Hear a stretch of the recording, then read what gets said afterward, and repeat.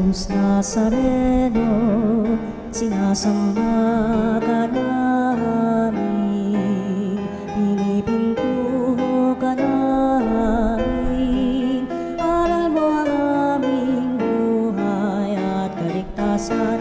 Nuestro Padre Jesus Nazareno, iligtas mo kami sa kamatayan, ang krus mong pinamatayan ay sagisag ng aming kaligtasan. Nuestro Padre Jesus Nazareno, dinarangal ka namin. Nuestro Padre Jesus Nazareno, binulwalhati ka namin. Nuestro Padre Jesus Nazareno, inarangal ka namin. Nuestro Padre Jesus Nazareno, binulwalhati ka namin.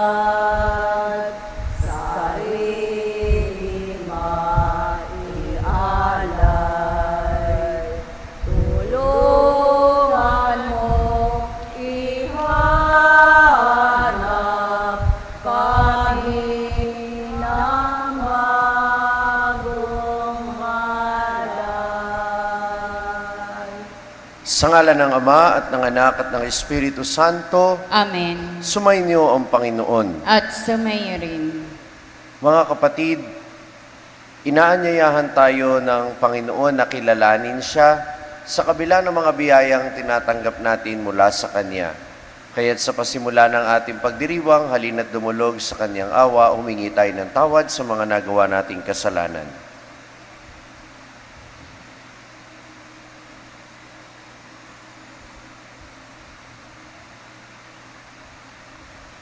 Isinugong tagapagpagaling ng mga nagsisisi, Panginoon, kaawaan mo kami. Panginoon, kaawaan mo kami. Dumating na tagapaganyaya para makasalanay magsisi, Kristo, kaawaan mo kami. Kristo, kaawaan mo kami. Nakaluklok ka sa kanan ng Ama para ipamagitan kami, Panginoon, kaawaan mo kami. Panginoon, kaawaan mo kami. Kaawaan tayo na makapangyarihan Diyos, patawarin tayo sa ating mga kasalanan at patnubayan tayo sa buhay na walang hanggan. Amen. Manalangin tayo.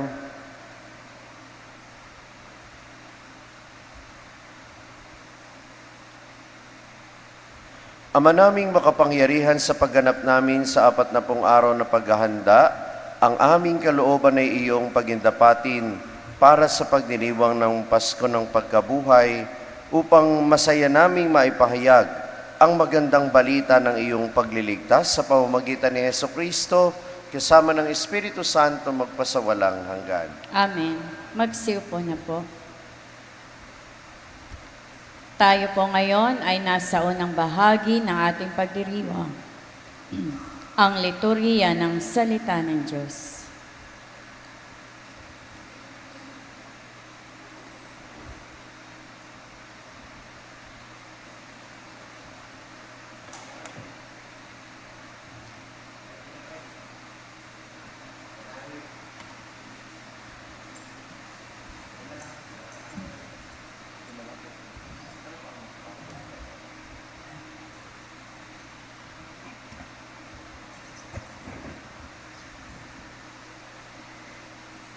Ang salita ng Diyos mula sa aklat ni Propeta Ezekiel.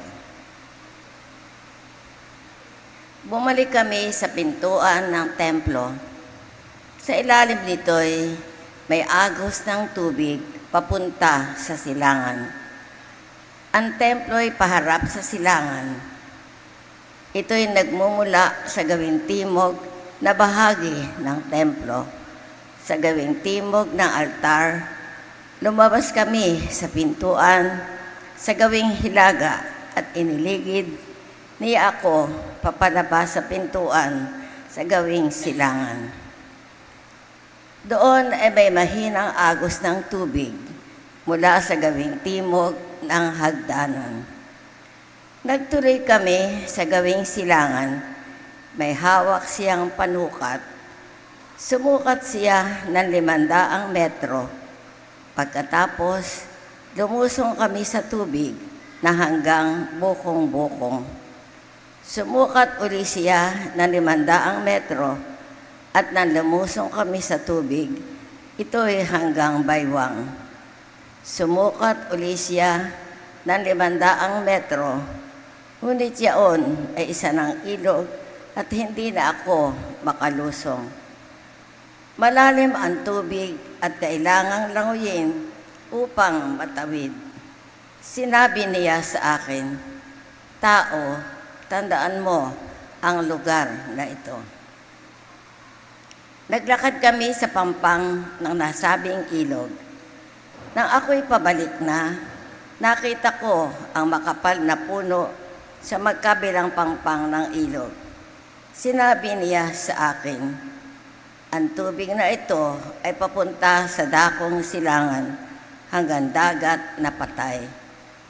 Pag-abot nito sa dagat na patay, malilinis ang tubig nito. Lahat ng lugar, maaagusan ito, ay magkakaroon ng lahat ng uri ng hayop at isda. Pagdating ng agos na ito sa dagat na patay, magiging tabang ang tubig ng dagat. Lahat ng lugar na abutin nito ay magkakaroon ng buhay. Sa magkabilang pampang ng ilog ay tutubo ang sari-saring punong kahoy na makakain ang bunga. Hindi malalanta ang mga dahon nito ni mawawala ng bunga, pagkat ang didilig dito ay ang tubig na umaagos mula sa templo. Ito ay patuloy na mamumunga sa buong taon. Ang bunga nito ay pagkain at gamot naman ang mga dahon." Ang salita ng Diyos. Salamat sa Diyos. Salmong tugunan, atin pong itutugon. Diyos na makapangyarihan, kapiling nating kanlungan. Tayo pong lahat. Diyos na makapangyarihan, kapiling nating kanlungan. Ang Diyos ang lakas natin at kanlungan at handang saklolo kung may kaguluhan. Di dapat matakot, mundo'y mayanig man, kahit nasa dagat ang bundok mabuwal. Diyos na makapangyarihan, kapiling nating kanlungan. May ilog ng galak sa bayan ng Diyos. Sa banal na templo'y ligaya ang dulot. Ang tahanan ng lungsod ay di masisira. Ito ang tahanan ng Diyos na dakila. Mula sa umaga ay kanyang alaga. Diyos na makapangyarihan, kapiling nating kanlungan. Nais natin ang Diyos makapangyarihan, ang Diyos ni Jacob na ating kanluran. Ano man ang kanyang ginawa sa lupa, sapat ng pagmasdan at ikaw'y babangga. Diyos na makapangyarihan, kapiling nating kanlungan. Magsitayo na po ang lahat at magbigay galang sa mabuting balita ng Panginoon.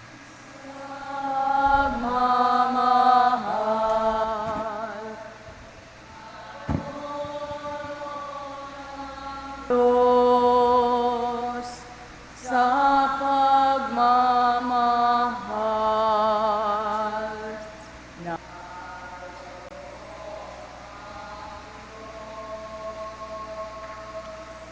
Sumainyo ang Panginoon. At sumainyo Ang rin. mabuting balita ng Panginoon ayon kay San Juan. Papuri sa iyo, Panginoon. Nang dumating ang pagdiriwang ng pista ng mga Hudyo, pumunta si Jesus sa Jerusalem. Sa lungsod na ito, malapit sa pintuan ng mga tupa, ay may malaking deposito ng tubig na may 5 portiko. Kung tawagin ito sa wikang Hebreo ay Bethesda. Natitipon dito ang maraming may sakit, mga bulag, mga pilay at mga paralitiko. Hinihintay nilang gumalaw ang tubig sapagkat may panahong bumababa ang isang anghel ng Panginoon at kinakalawkaw ang tubig.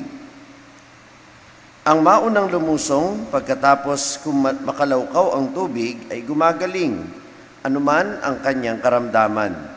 Dooy may isang lalaking 38 taon nang may sakit at siya'y nakita ni Jesus. Alam nitong matagal nang may sakit ang lalaki. Tinanong siya ni Jesus, "Ibig mo bang gumaling?" Sumagot ang may sakit, "Ginoo, wala pong maglusong sa akin. Kapag nakakalawkaw na ang tubig, patungo pa lamang ako roon ay may nauuna na sa akin." Sinabi sa kanya ni Jesus, "Tumindig ka, dalhin mo ang iyong higaan at lumakad ka." At pagdakay gumaling ang lalaki, dinala ang kanyang higaan at lumakad. Nooy araw ng pamamahinga, kaya't sinabi ng mga Hudyo sa lalaking pinagaling, "Araw ng pamamahinga ngayon, labag sa kautusan na dalhin mo ang iyong higaan." Ngunit sumagot siya, "Ang nagpagaling sa akin ang nagsabing dalhin ko ang aking higaan at lumakad ako." At siya'y tinanong nila, "Sinong nagsabi sa iyo na dalhin mo ang iyong higaan at lumakad ka?" Ngunit hindi nakilala ng lalaki kung sino ang nagpagaling sa kanya, sapagkat nawala na si Jesus sa karamihan ng mga tao. Pagkatapos nakita ni Jesus sa loob ng templo ang lalaki at sinabihan, "Magaling ka na ngayon, huwag ka nang magkasala at baka may mangyari pang mas masama sa iyo." Umalis ang lalaki at sinabi sa mga Hudyo na si Jesus ang nagpagaling sa kanya. Dahil dito, si Jesus ay sinimulang usigin ng mga Hudyo sapagkat nagpapagaling siya sa araw ng pamamahinga. Ang mabuting balita ng Panginoon. Pinupuri ka namin, Panginoong Kristo. Hindi ba nakapagtataka yung tanong ni Jesus sa Ebanghelyo dun sa paralitiko? Ano ang ibig mong gawin ko sa iyo? Kung ako yon, sabihin ko siguro, obvious ba? Hindi ako makalakad, hindi gusto kong makalakad. May sakit ako, siyempre gusto kong gumaling. Pero alam nyo, may sasabihin ako sa inyo. Alam nyo ba na hindi lahat ng may sakit gustong gumaling?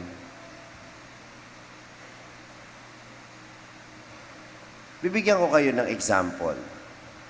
May mga grupo ng mga madre na ang apostolado po nila ay hanguin ang mga kababaihan mula sa prostitusyon at bigyan sila ng bagong buhay.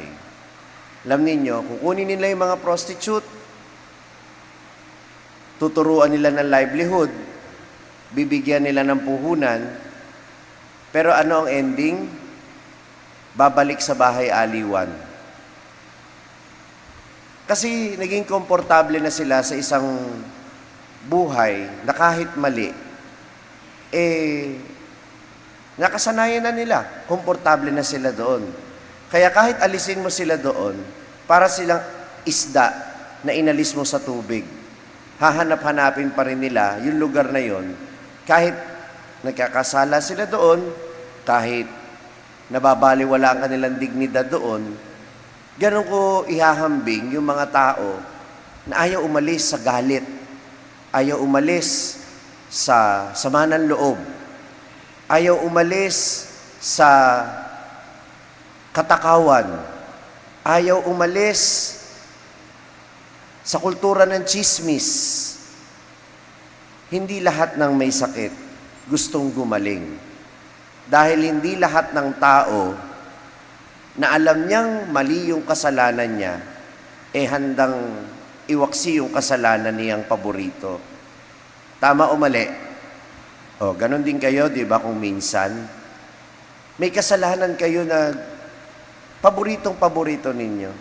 na kahit ilang beses ninyong ikinumpisal, hindi nyo pa rin mabitiw-bitiwan. Kaya ngayon, tinatanong ka ni Jesus, ano bang ibig mong gawin ko sa iyo? Ano bang ibig mong gawin ko sa iyo? Kasi kung minsan, yun din ang pagkakamali natin. Akala natin, kaya natin. Ayaw nating aminin sa Diyos na kailangan natin ng tulong niya o kailangan natin ng tulong ng ibang tao. Tong lalaking paralitiko, nandun siya sa tabi ng lawa kung saan sinasabing nagpapagaling yung tubig kapag kinakalawkaw ng anghel.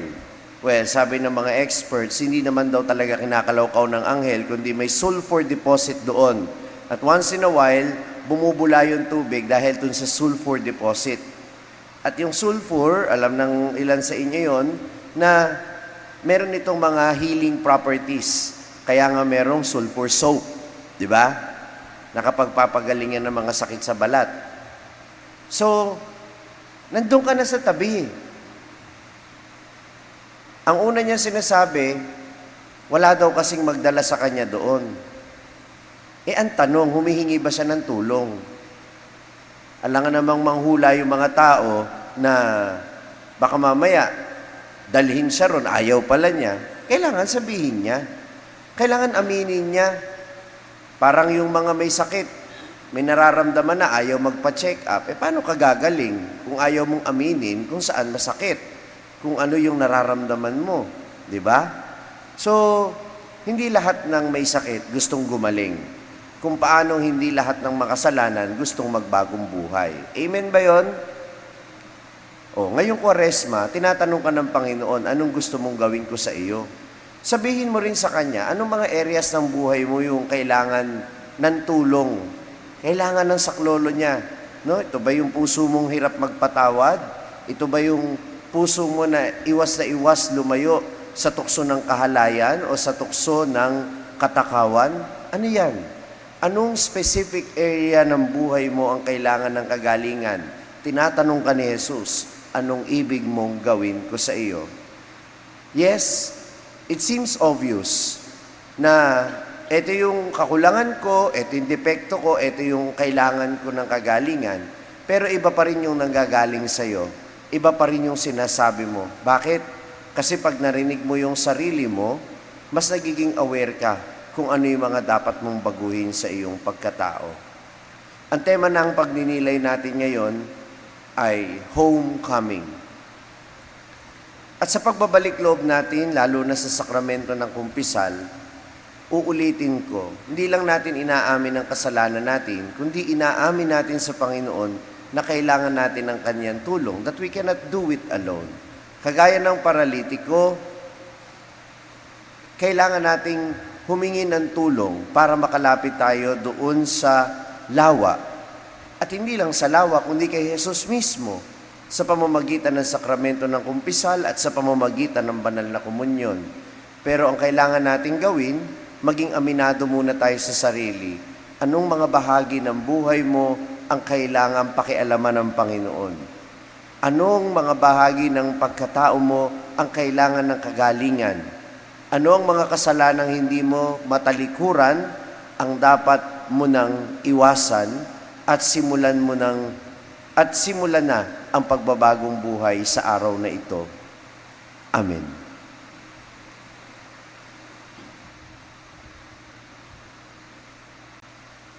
Magsitayo na po ang lahat.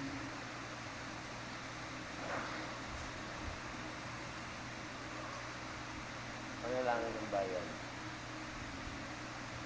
Panalangin ng bayan. Hindi yan.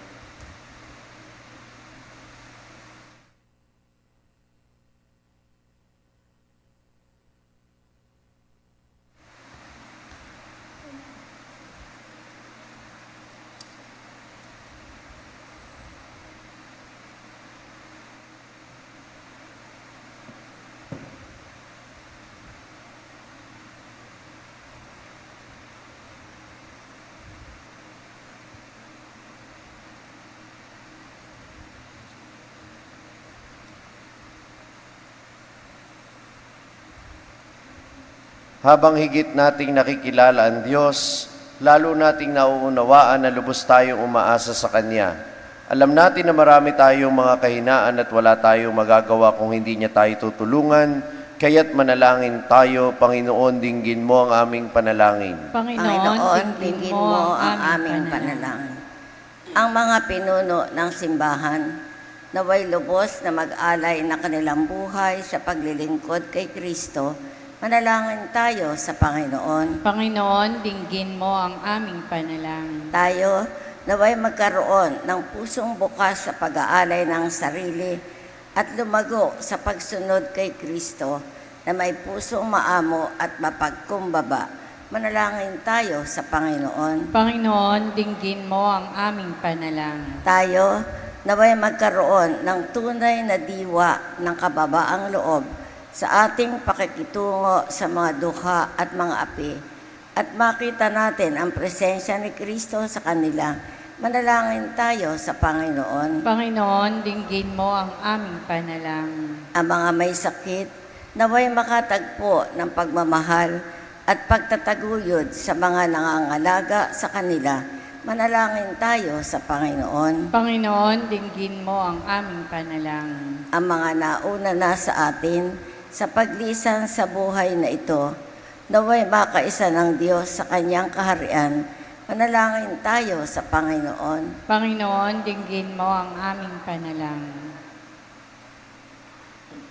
Isama natin sa panalangin ang intensyon ng mga nagpamisa.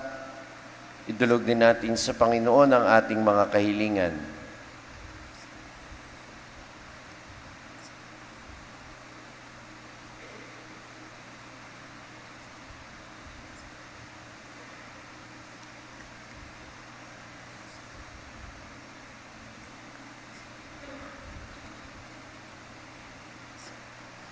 Panginoong Diyos, Ama ng mga dukha, bagamat batid namin ang aming mga kahinaan at pagmamalaki, dinggin mo ang kahilingan ng bayan mong nangangailangan ng iyong tulong sa pamamagitan ni Kristong aming Panginoon. Amen. Amen. Magsipon na po, tayo po ngayon ay nasa ikalawang bahagi na ating pagdiriwang, ang liturhiya ng Eucharistia. Masamo kami sa'yo, marapating yaring alay. Panginoon, tanggapin mo itong alak at tinapay. Kalooban aming handog, buong puso't pag-iisip, ilayo mo sa panganib, at tutukin sa pag-ibig. Magsitayo na po ang lahat. Manalangin kayo mga kapatid upang itong ating paghahain ay kalugdan ng Diyos sa mga makapangyarihan. Tagapinawa ng Panginoon itong paghahain sa iyong mga kamay, sa kapurihan niya at karangalan, sa ating kapakinabangan at sa buong sampay na niyang banal. Ama naming lumikha,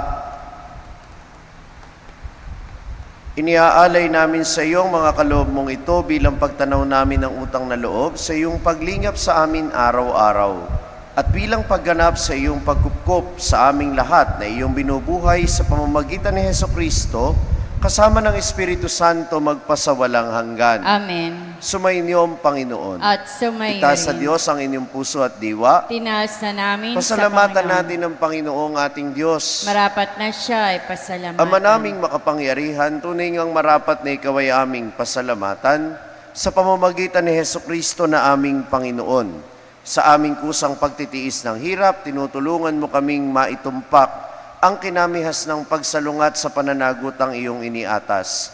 Sa aming pagtulad sa anak mong mahal na nagpakasakit para sa tanan, ang pagsisikap namin iyong kinalulugdan at ang pagpapakabuti namin iyong ikinararangal.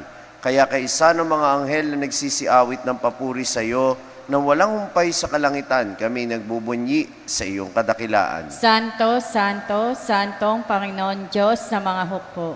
Napupuno ang langit at lupa ng kadakilaan mo, o sana sa kaitaasan. Pinagpala ang naparirito sa ngalan ng Panginoon, o sana sa kaitaasan. Magsiluhod po ang lahat. Ama naming banal, ikaw ang bukal ng tanang kabanalan, kaya't sa pamamagitan ng iyong Espiritu, gawin mong banal ang mga kaloob na ito, upang para sa amin ay maging katawan at dugo ng aming Panginoong Hesukristo.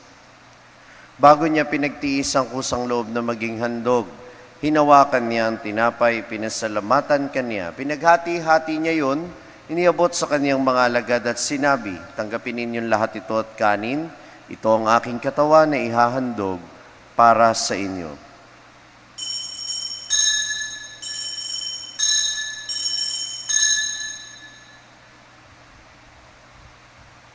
Gayon din naman nung matapos ang hapunan, hinawakan niya ang kalis, muli kaniyang pinasalamatan, iniabot niya ang kalis sa kaniyang mga alagad at sinabi, tanggapin ninyong lahat ito at inumin. Ito ang kalis ng aking dugo ng bago at walang hanggang tipan. Ang aking dugo na ibubuhos para sa inyo at para sa lahat, sa ikapagpapatawad ng mga kasalanan, gawin ninyo ito sa pag-alala sa akin.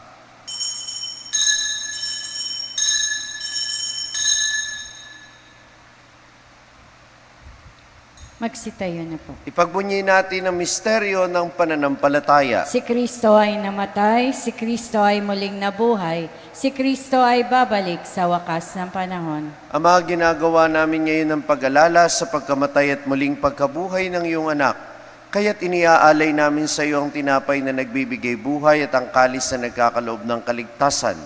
Kami nagpapasalamat dahil kami iyong minarapat na tumayo sa harap mo para maglingkod sa iyo. Isinasamo namin kami magkasalo-salo sa katawan at dugo ni Kristo ay mabuklod sa pagkakaisa sa pamamagitan ng Espiritu Santo. Amalingapin mo ang iyong simbahang laganap sa buong daigdig, puspusin mo kami sa pag-ibig. Kaysa ni Francisco na aming Papa at ni Dennis na aming Obispo at ng Tanang Kaparian. Alalahanin mo rin ang mga kapatid naming nahimlay na may pag-asang sila'y muling mabubuhay, gayon din ang lahat ng mga pumanaw. Kaawaan mo sila at patuloyin sa iyong kaliwanagan.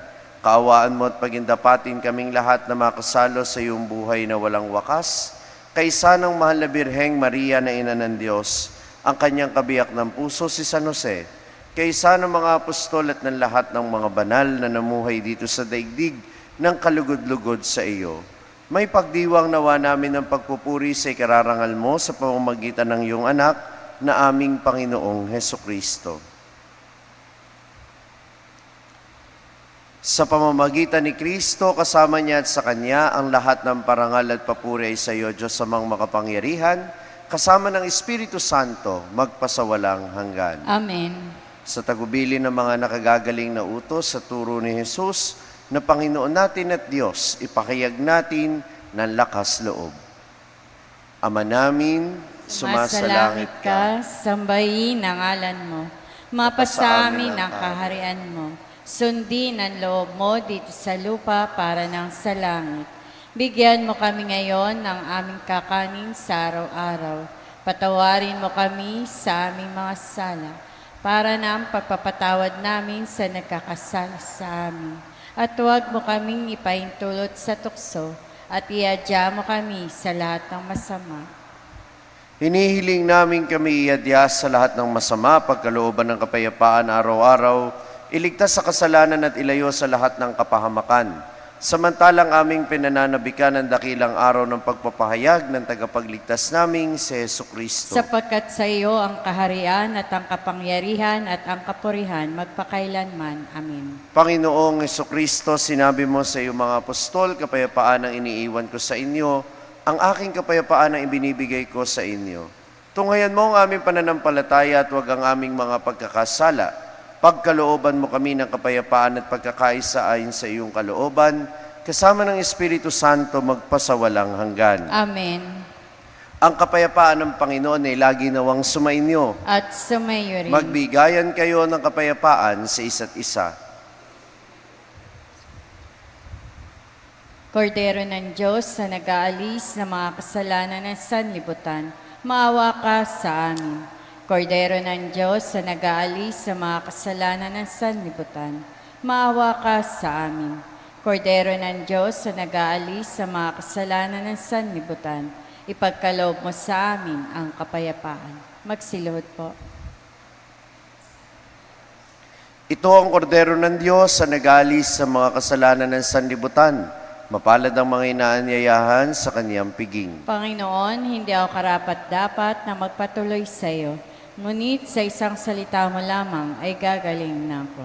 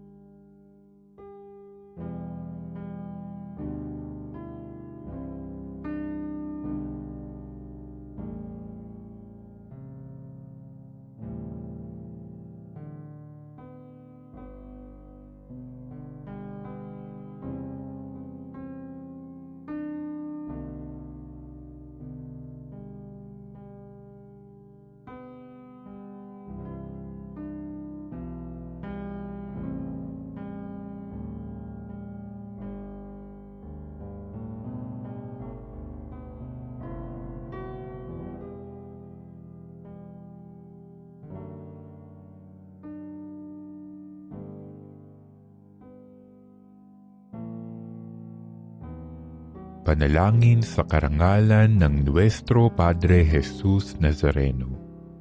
O Jesus Nazareno, katamis-tamisan naming manunubos, sa harap mo ngayon naririto kami't nangangayupapa at nagsisisi ng taos-puso sa aming pagiging walang turing sa iyo at paglimot sa di mabilang na mga biyaya mo, lalong-lalo na yaong mahalagang biyaya ng pagtutubos.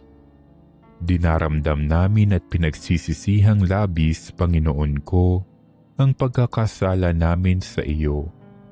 Ikinalulungkot namin ang pagiging dahilan ng pagpapasan mo ng krus na iyan sa gitna ng mga hirap at kapaitan hanggang sa inihandog mo ang iyong buhay sa bundok ng Kalbaryo sa pagkaibig mo lamang na matubos kami at ang sangkatauhan mula sa sala.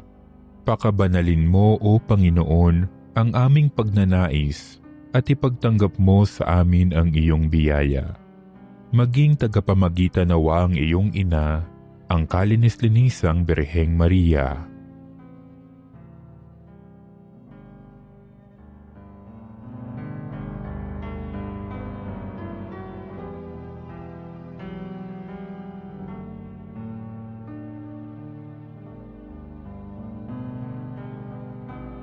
Ama naming makapangyarihan, niloob mong akuin ang iyong anak, ang krus at kamatayan, upang ang sangkatauhan ay matubos at mabuhay. Ang pag-ako namin sa krus at kamatayan dito sa lupa, ayon sa diwa ng pagsunod sa iyong loob, na ginanap ng iyong anak, ay magpagindapat nawa naming kamtin ang lubos na katubusan at pagkabuhay sa iyong piling, sa pamamagitan ni Hesukristo, kasama ng Espiritu Santo, magpasawalang hanggan. Amen. Nuestro Padre Jesus Nazareno, Panginoon namin at Diyos, kaawaan mo kami.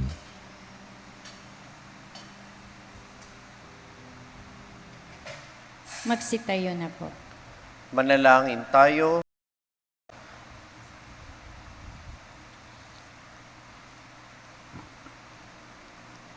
Ama naming mapagmahal, gawin mong dalisay ang aming kalooban at panibaguhin mo ito sa aming pakikinabang upang ang tulong mo ngayon at sa hinaharap ay aming lubusang matanggap sa pamamagitan ni Hesukristo kasama ng Espiritu Santo magpasawalang hanggan. Amen.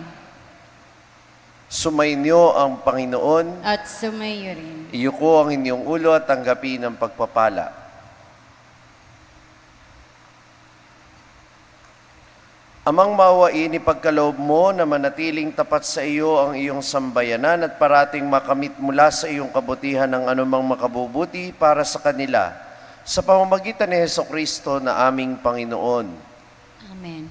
At pagpalain kayong lahat na makapangyarihan Diyos Ama at Anak at Espiritu Santo. Amen. Tapos ang ating pagdiriwang, humayo kayo sa kapayapaan ni Kristo at patuloy na magbalik loob. Salamat sa Diyos. Man ang nabubuhay para sa sarili lamang. Walang sinuman ang namamatay para sa sarili lamang. Tayong lahat ay may pananagutan sa isa't isa.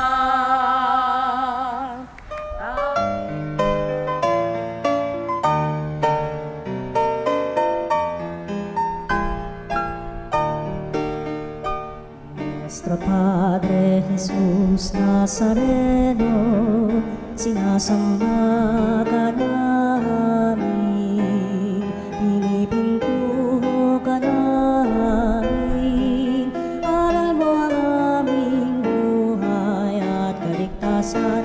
Nuestro Padre Jesus Nazareno, iligtas mo kami sa kamatayan, ang krus mong pinamatayan ay sagisag ng aming kaligtasan. Nuestro Padre Jesus Nazareno, dinarangal ka namin. Nuestro Padre Jesus Nazareno, inulwalhati ka namin. Nuestro Padre Jesus Nazareno, inarangal ka namin. Nuestro Padre Jesus Nazareno, inulwalhati ka namin.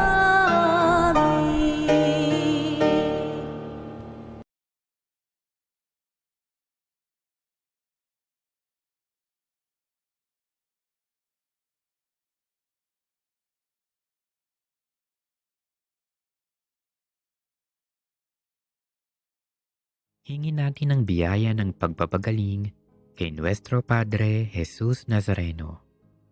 Manalangin tayo sa ngalan ng Ama at ng Anak at ng Espiritu Santo. Amen. O Nuestro Padre Jesus Nazareno, puno ng pag-ibig at habag para sa mga nahihirapan at nagdurusa. Ikaw ang takbuhan ng lahat ng lubos na nangangailangan. Kaya buong pagpapakumbaba akong lumalapit sa iyo at itinataas ang aking puso, kaluluwa at buong pagkatao. O Nuestro Padre Jesus Nazareno, hipuin mo ako ngayon ng iyong mapaghimalang kamay at idulot sa akin ang pagpapagaling at mabuting kalusugan na aking minimithi. Puspusin mo ako ng iyong biyaya, lakas at kapangyarihan, nang tuluyan ng mapawi ang aking sakit, kalungkutan at pagdurusa. O Nuestro Padre Jesus Nazareno, ikaw ang aking tanglaw, ikaw ang aking pag-asa, ikaw ang aking lakas, at higit sa lahat, ikaw ang aking dakilang manggagamot. Damayan mo ako sa panahong itong kailangang kita.